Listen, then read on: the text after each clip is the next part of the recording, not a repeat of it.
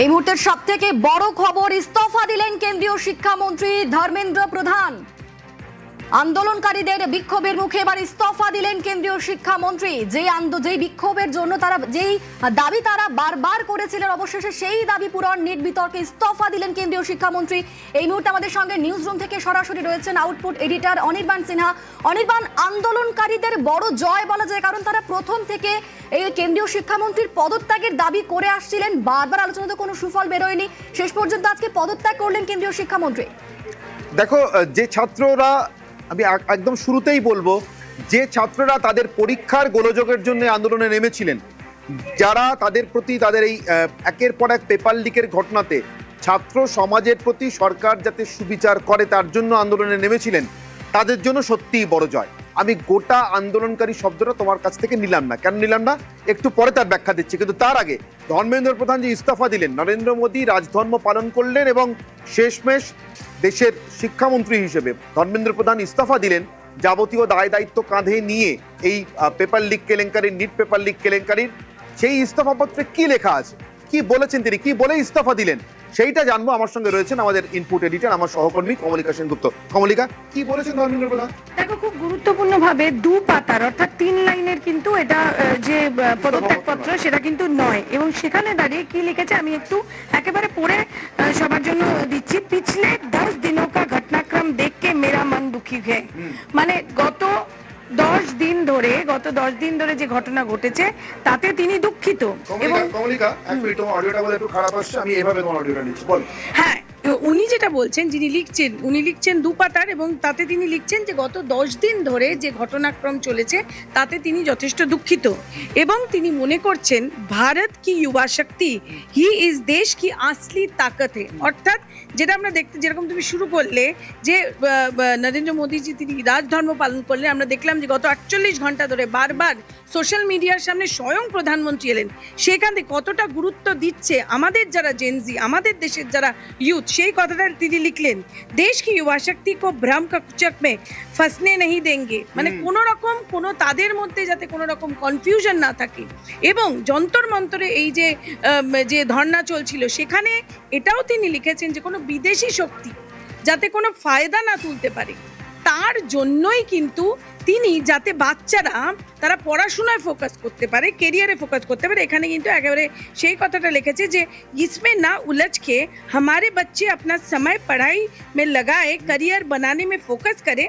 इसी बात पर विचार करते हुए मैंने अपना त्याग पत्र माननीय प्रधानमंत्री जी को भेज दिया है। অর্থাৎ পুরো বিষয়টাই কিন্তু অনির্বাণ একটা জিনিস খুব স্পষ্ট, যে এই যে জেনজির কথা এই সরকার কিভাবে ভাবলেন, এবং ধর্মেন্দ্র প্রধানও 3-4 লাইনে শেষ করলেন না, 2 পাতার মধ্যে এই বিষয়টায় জোর দিলেন। আমি এখানেই কমলিকা একটা কথা জিজ্ঞাসা করব। আজ সকালবেলায় কিছুক্ষণ আগে থেকে আমরা চালিয়েছি মোহন ভাগবতের সেই বক্তব্য। আমরা জানি সংঘ পরিবারের প্রধান কিভাবে পরামর্শ দিয়ে থাকেন, না চাইলে তারা পরামর্শ দেন না, যদি না সরাসরি তাদের কাছে যাওয়া হয়, সেটা 1 to 1। এছাড়া যদি পরামর্শ বা বার্তা দিতে হয় রাদার সেই অর্থে, তাহলে এভাবেই দিয়ে থাকেন যেভাবে মোহন ভাগবত আজকে দিয়েছেন। ডায়ালগের কথা বলেছেন, ডিসকাশনের কথা বলেছেন, সেটা একবার আমরা শুনিনি। কি বলেছিলেন মোহন ভাগবত? পরিবারের ভিতরে জেনজির কথা শোনা, তাদের সঙ্গে ব্যবহার করা প্রসঙ্গে যে কথা সরকার শুনতে শুরু করেছিল আগে থেকেই, কিন্তু মোহন ভাগবতের পরামর্শে আরো কি ছিল একবার শুনে নেব। पहले आज्ञा पालन का जमाना था, हम जब छोटे थे तो माताजी ने कहा, पिताजी ने कहा, नो आर्ग्यूमेंट। अभी ऐसा नहीं है, नई पीढ़ी प्रश्न पूछती है, उनको तर्क बताना पड़ता है, जो सारा भौतिक साधनों से प्रचार का मारा उन पर होता है, उसमें से भूल भुलैया उनसे उनको बाहर निकालना पड़ता है। तो एक तो बहुत अधिक अपनापन देने की जरूरत है, समय देने की जरूरत है, और संवाद करने की जरूरत है। डिक्टेशन नहीं, डिस्कशन, ऑर्डर नहीं, कॉन्सेंसस। अपने बच्चों की परवरिश पहले 12 साल तक अपने हाथ में रहती है। हम कुछ उनको बताएंगे कि नहीं, तो हम सीखेंगे कि नहीं, हमें जानकारी लेनी कि नहीं। संस्कार जो होते हैं वो इस आत्मीयता में से, संवाद में से होते हैं, उदाहरण में से।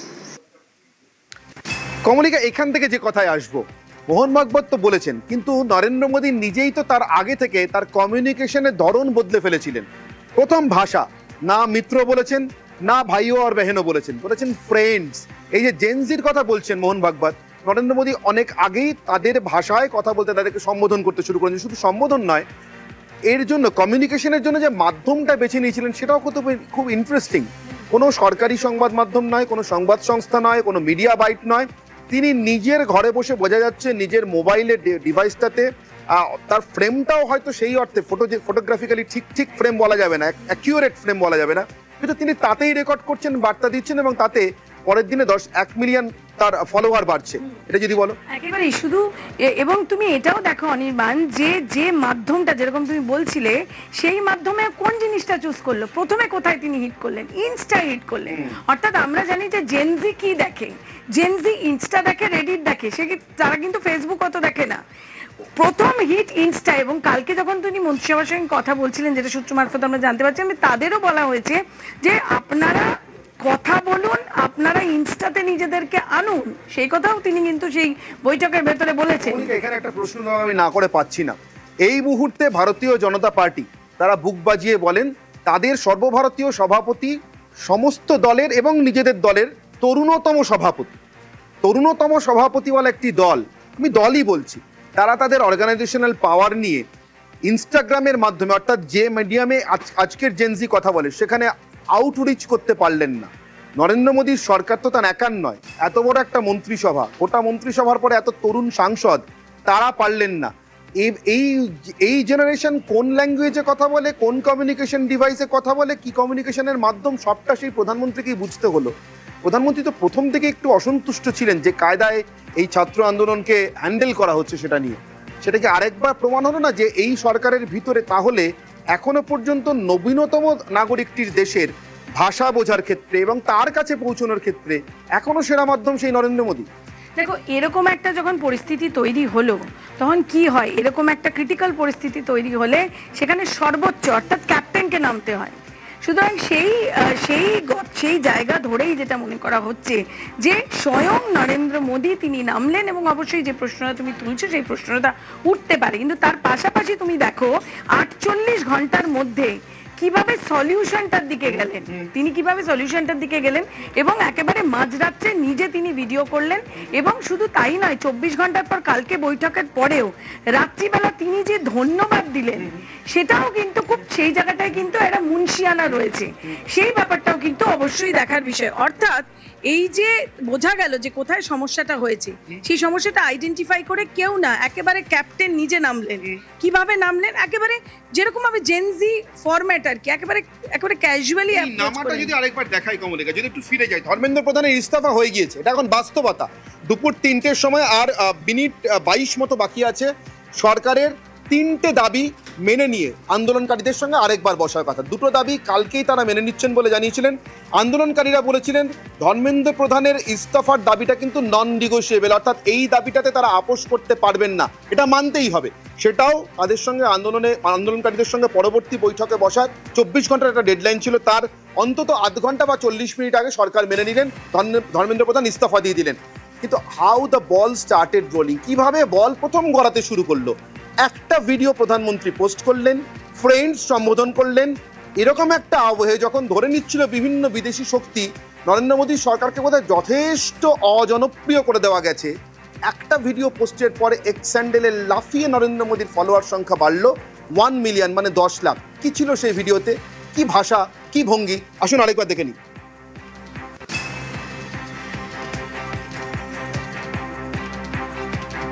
আচ্ছা, আসবো সেই ভিডিও প্রসঙ্গে, কিন্তু এই মুহূর্তে ভারতীয় জনতা পার্টির পশ্চিমবঙ্গের প্রধান মুখপাত্র দেবজিৎ সরকার আমাদের সঙ্গে রয়েছেন, কথা বলবো তার সঙ্গে। দেবজিৎ বাবু, সরকারের কাছে পেশ করা আন্দোলনকারীদের 3টে দাবি পূরণ হয়ে গেল, সরকার পূরণ করে রাখলেন। 3টের পরে আজকের যে বৈঠক, তারপরে আর এই আন্দোলনের কোনো যথার্থ থাকবে না, প্রয়োজন থাকবে না বলে মনে করছেন? আন্দোলন আগে খুব একটা প্রয়োজনীয় ছিল বলে আমি মনে করছি না, এবং আন্দোলনকারী হিসেবে যারা সামনে এসে দাঁড়াচ্ছিলেন, যাদের মুখ এগিয়ে আসছিল, যাদের স্লোগান আমরা শুনছিলাম, ভারতের টুকরো হোঙ্গে ইনশাল্লাহ ইনশাল্লাহ, কাশ্মীর মাঙ্গে আজাদি, আর यही रहेंगे রাম লাল্লা, আপ গলি গলি মে रहेंगे আল্লাহ না, এরকম একটা কিছু শুনছিলাম। এর সঙ্গে আশা করি নাইটির কোনো সম্পর্ক নেই। তারা কেন্দ্রীয় সরকার, দেবজিৎ বাবু যদি একটু মন দিয়ে আমার প্রশ্নটা শোনেন এবং তারপরে উত্তর দেন। নিশ্চিতভাবে আপনি যেটা বলছেন সেটা আমরা চোখের সামনে দেখতে পেয়েছি। সেই গুন্ডামি এবং সোজা কথাতে উস্কানি দেওয়া হয়েছে এমন জনতার গুন্ডামি বা দুষ্কৃতী সমাজ বিরোধীদের গুন্ডামি কালকে আমাদের সহকর্মীরাও কলকাতার রাস্তায় টের পেয়েছেন। আমি এই প্রসঙ্গে আপনার সঙ্গে একদম একমত। কিন্তু যারা পরীক্ষা দেন, যারা পরীক্ষা দেবেন, যারা এবার পরীক্ষা দেওয়ার প্রস্তুতি নিয়েছিলেন, এমন যে একেবারে সাধারণ ছাত্রছাত্রী, কি ঘটে যখন বিদেশি শক্তির খেলা চলে তখন একেবারে সাধারণের ক্ষোভটাকেই পুঁজি করা হয় আর নামিয়ে দেওয়া হয় সমাজ বিরোধীদের, যেটা বাংলাদেশে, নেপালে আমরা দেখেছি, শ্রীলঙ্কায় দেখেছি। অর্থাৎ এখান থেকে আন্দোলনকারীদের মধ্যে থেকে অ্যাকচুয়ালি যারা ছাত্র এবং তাদের যা প্রয়োজন সেই দাবিটাকে মিটিয়ে দিয়ে সরকার কি কার্যত এই বিদেশি শক্তির ফায়দা তোলার রাস্তাটাকে বন্ধ করে দিলেন না? সরকার কি কার্যত এদেরকে বিচ্ছিন্ন করে দিলেন না? সেটা একটা মত বটে, কিন্তু এই আন্দোলন করার একটা সুফলও আছে। কারা কারা দেশদ্রোহী, কারা কারা ভারত বিরোধী, কারা কারা এই চক্রান্তের অংশ হিসেবে কাজ করছেন তারা চিহ্নিত হয়েছেন। এই চিহ্নিতকরণটা খুব জরুরি ছিল। আর তারপরে তাদের বিরুদ্ধে যখন ব্যবস্থা নেওয়া হবে তখন একজনও আর বাইরে, খাঁচার বাইরে বেরিয়ে আসার মতন লায়ক থাকবেন না। আরেকটা প্রশ্ন করবো দেবজিৎ বাবু আপনাকে। প্রধানমন্ত্রী যে ভাষায়, যে ভঙ্গিমায়, যে কমিউনিকেশন ডিভাইসে এবং যে কায়দায় কমিউনিকেট করতে পারলেন জেনজির সঙ্গে, সেটা কি আপনি, আপনার মতো আরো যারা, আপনি একসময় খুবই অল্প বয়সে ভারতীয় জনতা পার্টির বিভিন্ন গুরুত্বপূর্ণ দায়িত্ব সামলেছেন, এখনো সামলাচ্ছেন, এবং আপনি যুব মোর্চার দায়িত্ব সামলেছেন এই রাজ্যে, অত্যন্ত কঠিন একটা সময় আপনার দলের, তখন তো সরকারে ছিলেন না। সেই জায়গা থেকে আপনার কি মনে হয় প্রধানমন্ত্রী একই সঙ্গে আপনাদের জন্যও একটা শিক্ষণীয় পাঠ রাখলেন কিভাবে জেনজিকে কমিউনিকেট করতে হয়, কিভাবে যদি তারা কোনো ভুল ভুলাইয়া ঢুকে পড়েও থাকে সেখান থেকে তাদের বের করে আনতে হয়? এই মুহূর্তে এই গ্রহের সব থেকে জনপ্রিয়তম রাজনৈতিক নেতৃত্ব হচ্ছেন শ্রী নরেন্দ্র দাস দামোদর দাস মোদীজি, ভারতের যশস্বী প্রধানমন্ত্রী। এ বিষয়ে কোনো সন্দেহ নেই। তার শব্দচয়ন, তার শব্দ নিয়ে কথা বলা ইত্যাদি নিয়ে আমাদের কোনো রকম কোনো দ্বিধা থাকতে পারে না, আমরা সেটা জানি। অনেক ধন্যবাদ দেবজিৎ বাবু আপনাদের প্রতিক্রিয়ার জন্য এবং আমাদের সঙ্গে কথা বলবার জন্য। আমি আরো একবার পিসিআরকে বলবো, যেখান থেকে সবকিছু বদলে যেতে শুরু করলো, সব চক্রান্ত ব্যর্থ হওয়ার দিকে গড়াতে শুরু করলো এবং অবশেষে আজকে এসে অবশ্যই সবুজ আলো দেখা যাচ্ছে, এটুকু আমরা বলতেই পারি।